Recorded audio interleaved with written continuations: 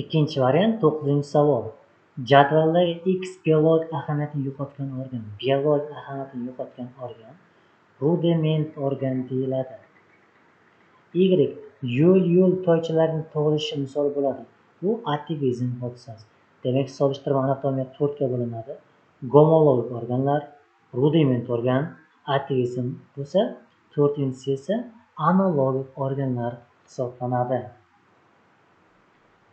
Xo'sh, bizda X degan A javobda odamlardagi 3-qovoq misol bo'ladi.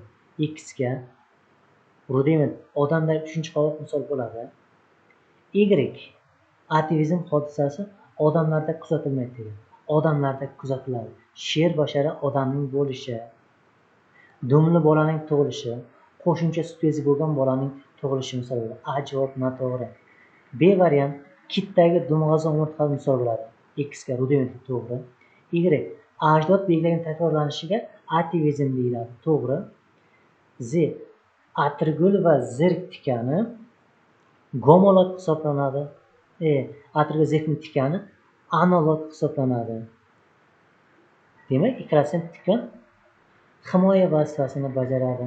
Javob B variant bo'ladi.